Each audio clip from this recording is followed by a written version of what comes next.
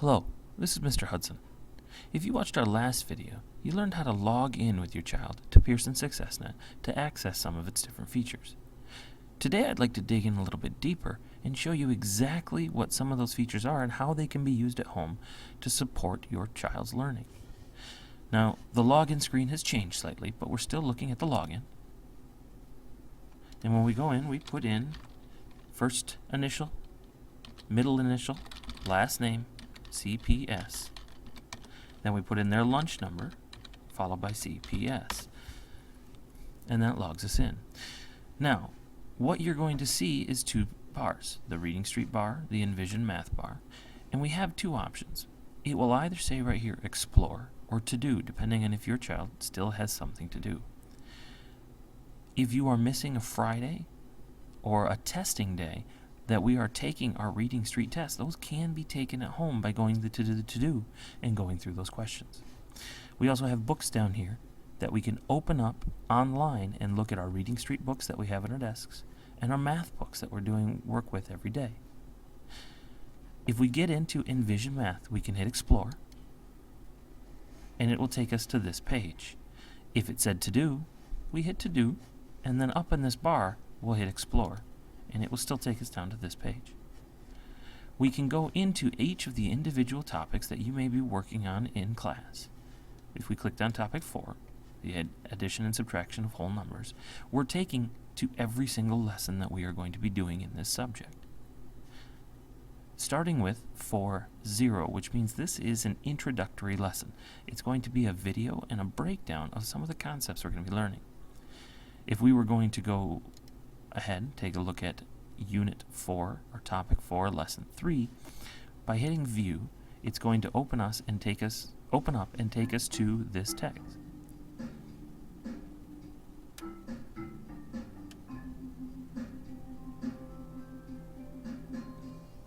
Why this is nice is we are looking at this every day in school.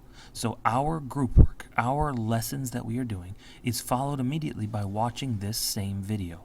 And then we get into more guided and independent practice. So if your child is coming home with homework and is forgetting some of those skills, or needs just a quick refresher, or is having a hard trouble explaining to you, because this is different math, feels a lot different than the math that we learned as we were growing up, then we can get into this and rewatch it. They will be reminded. You'll have a chance to go through and see the kind of terminology that we are using as we are explaining and teaching math. Going forward and hitting the next. How do you add whole numbers? Think about this question during the lesson. We'll take you step by step through an example problem, reading the text out loud, giving you the option How do you add whole numbers? Think about this question during the lesson. of replaying. It'll take you through terminology, showing pictures, examples, and breakdowns of how we are going to go through this kind of problem. So we're estimating, checking reasonableness, we're trying to find the exact number, and going through these pieces. I can go through at my own pace. I can go back if I want to watch a piece again. That kind of helps me break it down so that I can do this to the best of my understanding and not necessarily a full video that's going to keep going and not go back.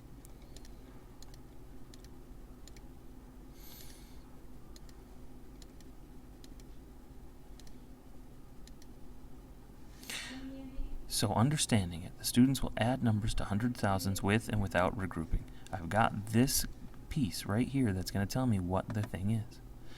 As I go over here on this bar, we're going to see a couple of different things. We're starting with Learn, which is going to be our video. Guided and independent practice, I'll show you in a moment, is going to take us to our books. Oftentimes, we're also going to see below that a thing marked Quizzed. That button marked Quiz will take you to a 5-question quiz that the students can do online just to see, hey, am I understanding it? Am I doing a good job? Clicking Guided and Independent Practice takes us to our link, and opening up that link, adjust the size of this a little bit, is going to take us to our online textbook. Here I've got my table of contents through the entire textbook, and I can push that away and make it go away if I need to. And this takes me page by page. Right now I'm on page 97 of my math book. If this is a little harder to see, we can zoom out to the entire page, zoom in to individual problems. This button here will give me my 2-page view.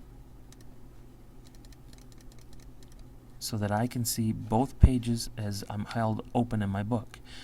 In class, we start with all of these examples. We watch the video.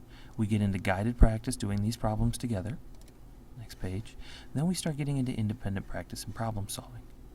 All of this practice is done in class. So as we're getting work sent home, some of these things sometimes are forgotten a little bit or a little bit rusty, and we can go back and you can see in the book the kind of terminology that we are doing. You can see right across the top examples that we are doing and how exactly we are doing step by step and the terminology being used. In this way, we can help support each other, both at school and at home, by using that same kind of language and hopefully breaking it down in a way that everybody can understand, you, me, and our students.